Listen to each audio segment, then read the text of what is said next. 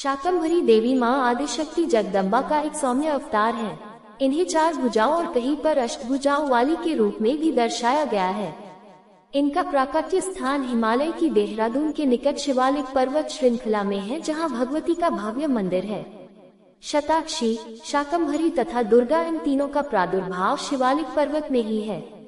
स्कंद पुराण के उपरोक्त श्लोकों में शाकंभरी क्षेत्र और शाकेश्वर महादेव की प्रत्यक्ष महिमा बताई गई है, जो शिवालिक पर्वतमाला में स्थित शाकंभरी क्षेत्र है।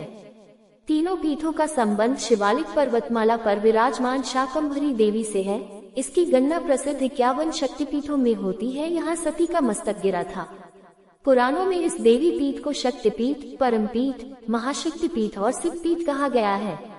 मुख्य प्रतिमा के दाईं और भीमा एवं भरामरी तथा बाईं और शताक्षी देवी की प्राचीन प्रतिमाएं विराजमान है। पास ही प्रथम पूज्य विघ्नहर्ता गणेश जी विराजमान है।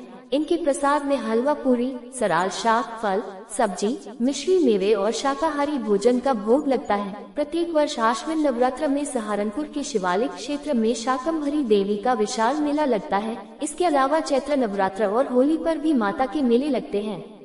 उत्तर भारत की 9 देवी यात्रा में सबसे अंत में मां शाकंभरी देवी का ही 9वां दर्शन होता है। मान्यता है इनके दर्शन पूजन से अन्न, फल, धन, धान्य और अक्षय फल की प्राप्ति होती है। मां शाकंभरी देवी जी सहारनपुर की अधिष्ठात्री देवी हैं। सहारनपुर में विराजमान मां शाकंभरी देवी मंदिर उत्तर भारत का सबसे बड़ा सिद्धपीठ है। महाभारत के वन पर्व के अनुसार शाकंभरी देवी ने शिवालिक पहाड़ियों में 100 वर्ष तक तप किया था। महीने के अंतराल में एक बार शाकाहारी भोजन का आहार करती थी। उनकी कीर्ति सुनकर ऋषि मुनि उनके दर्शन को आए।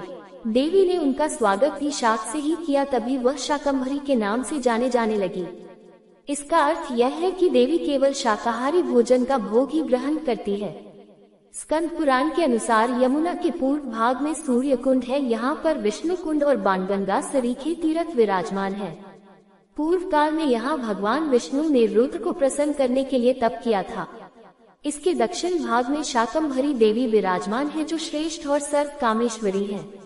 यहाँ पर शाकेश्वर महादेव प्रत्यक्ष सिद्धिदायक है। प्राचीन काल में 100 वर्षों वाले अकाल या युद्ध में अपने अंगों से उत्पन्न विशेष प्रकार के शाक द्वारा देवी ने भरण पोषण कराया था, इसलिए वे शाकंभरी के नाम से विख्यात हुई। ये देवी प्रत्यक्ष सिद्धिदात्री और दर्शन से ही पाप नाश करने वाली है।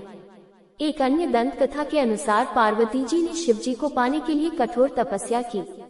उन्होंने अन्न जल त्याग दिया था तथा जीवित रहने के लिए केवल शाक सब्जियां ही खाईं।